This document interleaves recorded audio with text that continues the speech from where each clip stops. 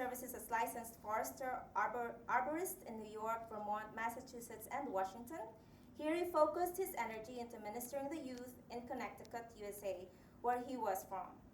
He later on moved to Cambodia in 1994 and established the Youth Commission and went on to work with World Vision Cambodia in church relations and holistic ministry. At present, he is the advisor for leadership development among Cambodian emerging Christian leaders and neighborhood teens at risk with developing our village economy, Cambodia.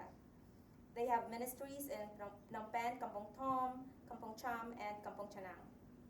He is also the author of The Cry of the Gecko, the history of evangelical Christian mission in Cambodia.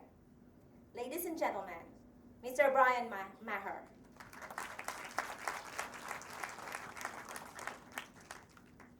His topic will be A Teacher's Gift to the World. We are also very pleasantly surprised and honored to have with us today the Regional English Language Officer assigned to the U.S. Embassy Manila, from where he covers RELAW programming in the Philippines, Japan, Korea, Taiwan, Brunei, Papua New Guinea, and the Pacific Islands. He has previously served as RELAW for Central Asia, the Arabian Gulf, and Iraq. He is a graduate of the University of Pennsylvania, where he earned a bachelor's degree in political science, and Temple University, where he earned a master's degree in TESOL. He is a native of Philadelphia and also calls Chicago his home. Everyone, please welcome Regional English Language Officer, Mr. Harry Samuels. Can we clap a little louder? Good. Thank you very much. All right, so our first speaker, Mr. Romir, can now please take the stage.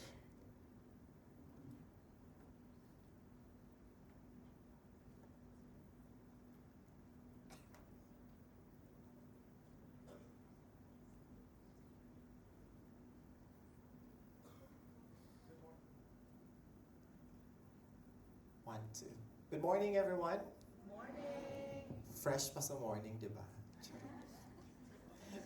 Huwag masabing seryoso. Yeah, that's right. Right? Yeah. Teachers are not meant to be very strict and so formal. Do you agree with me? Yes.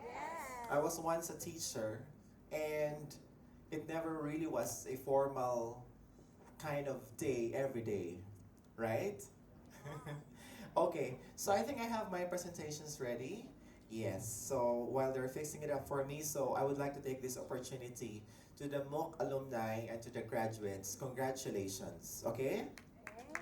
Yes, I don't want to miss that. And of course, to the organizers and to the one who actually prepared this, congratulations as well. To the Teachers Learning Action Guild in Cambodia, please give them a big round of applause.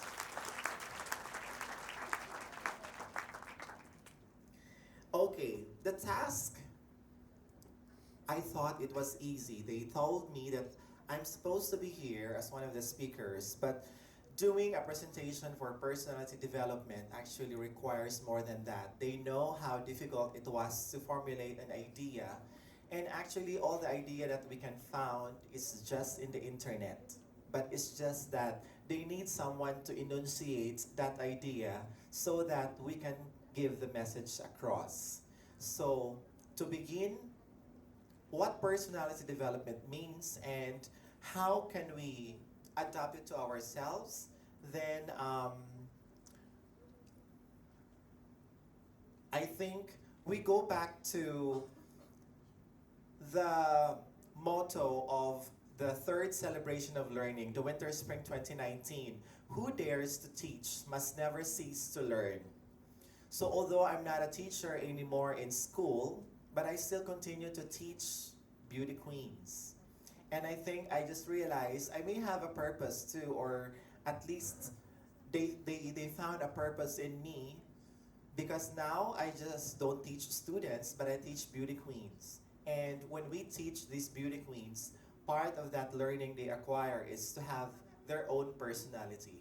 So let me share with you some of the inputs that I have gathered so that we both could also realize the type of personality that we would want to have when we are teaching. So I begin with telling myself, I am a teacher. So no matter where I am now and what I do, I still dare to teach because I never cease to learn. So we go back to your motto. And I think I also tell to myself, I am a teacher because I could still teach, be it in the office, be it for beauty queens, be it for the people that surrounds me. So I also have another motto that says, the best teacher is the one who teaches from the heart, not from the book. Because now we begin to share our knowledge, whatever we learn from the book, we put it in our mind. But putting that in the mind, it has to go through the process of being in your heart so that you can put it out from your mouth. Now, what is personality?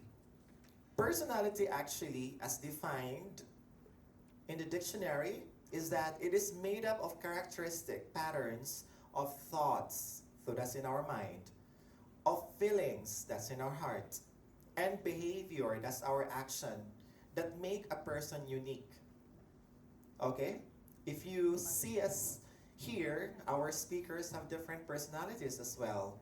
And it's the same through with you. You have different personalities. But the personalities that we have actually, again, is a characteristic of patterns based from our thoughts, feelings, and behavior, and that makes us unique. So no one is the same. And looking at that,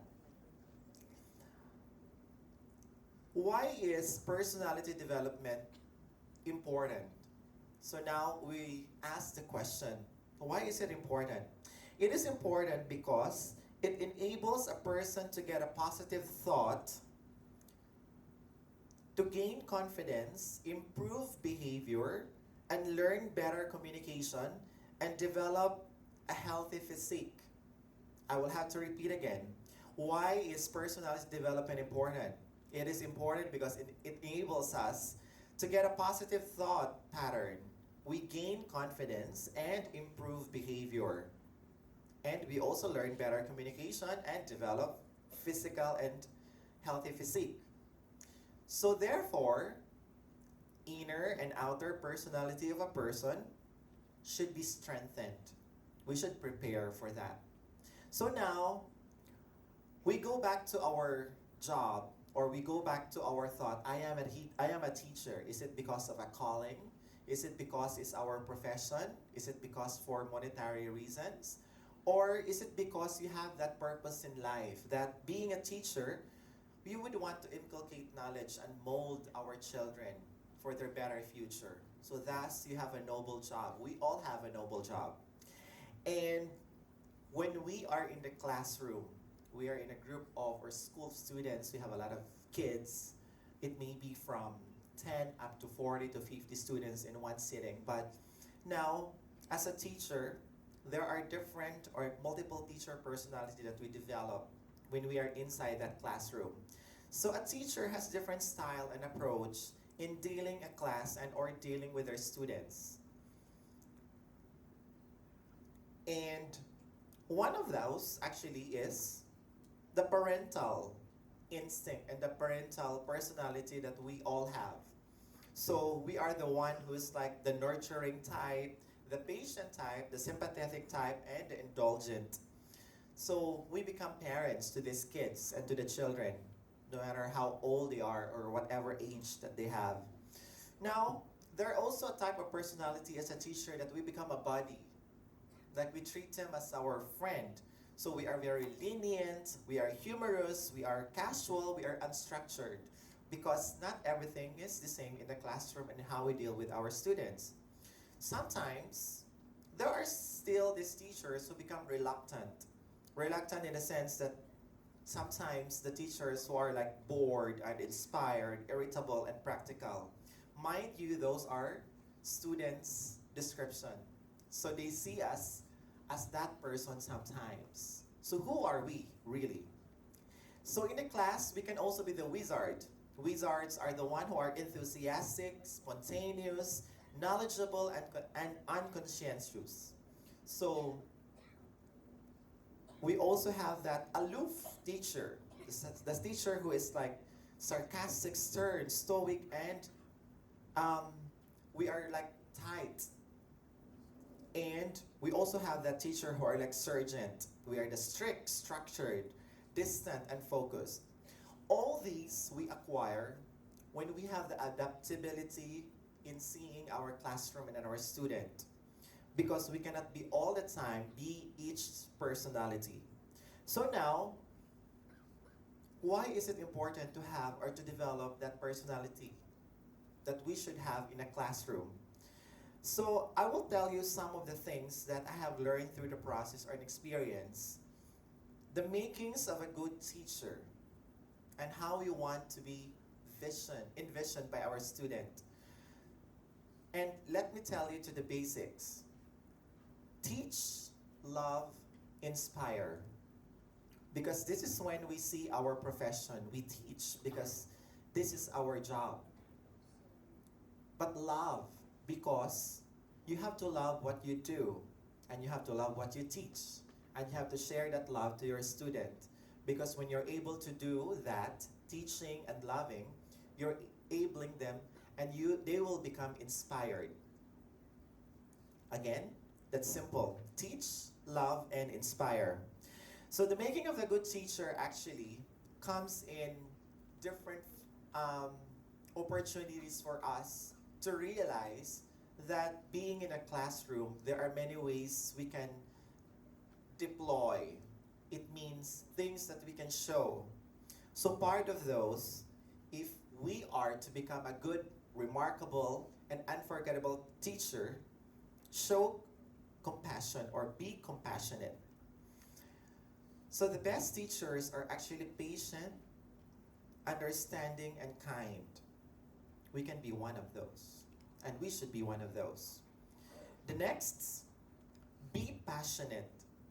Effective teachers are the ones who are passionate about many things. The children, the learning, their chosen subject matter, the art of teaching, and the life in general. We have to be passionate because we can never give up on our students. When they don't know how to acquire the knowledge that we teach them, there are ways to teach that. So that's why we should be compassionate and passionate. And of course, we never give up. Be persistent. Teachers are absolutely cannot give up. Because when we know that our students are failing, you should never give up to teach them so that they would learn and they would acquire the knowledge that you're teaching. Next, teachers are up for challenge. So they can't give up or be easily discouraged from meeting their students' learning goals. Because every student, again, also has different personalities and different ways of learning things. So that's why we, as a teacher, we have multiple personality to develop that. So we're always up for a challenge.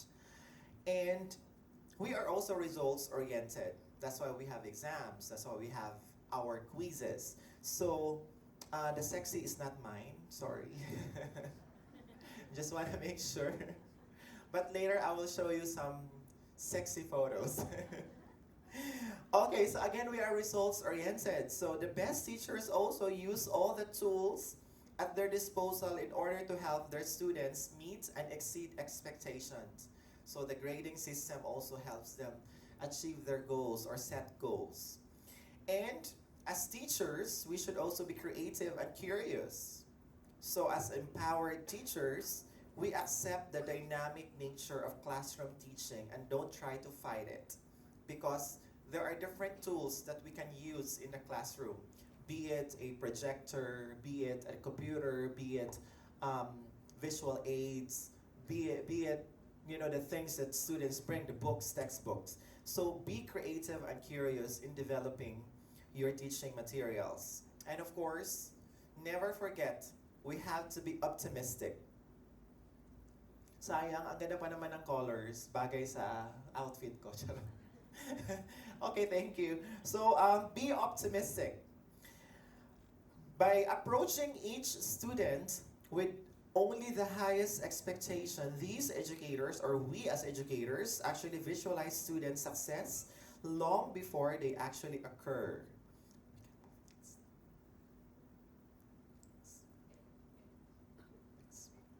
Yan. Yeah. Next, we are flexible. Again, in a classroom setting, we have to be very flexible because good teachers approach each day with an open mind and a sense of humor. Next slide. Ay, oh. Hindi pa yan, sorry. Okay, tama. Okay, again, we are flexible. Again, all those that I have to recap, all those that I mentioned, we have to be compassionate, be passionate, persistent, up for challenge, results oriented, creative and curious, optimistic, flexible. These are all our inner personality that we need to develop. Now, go to the next slide, which is more of the one of the most popular math teachers in the world from Italy, and I think some people might have seen him. So now we have to develop our outer personality, all these, aura and looks. Because being a teacher does not mean that you cannot be sexy, that you don't have to take care of your body. And part of that is being sexy in the sense that we live a healthy lifestyle. Okay? In order for us to teach well, we need to have that healthy body. And whatever we have, we should actually nourish and nurture it. The next one. Next, shading. Shading is not just for students during exams, but it's actually for teachers also. Go beautify. There are viral videos in the internet, teachers teaching or having that, how to do your own makeup in classroom. So I think it's also essential because they say that some students are actually looking at them, and if they're pale and they don't have color in their faces, they might have some difficulty in the class.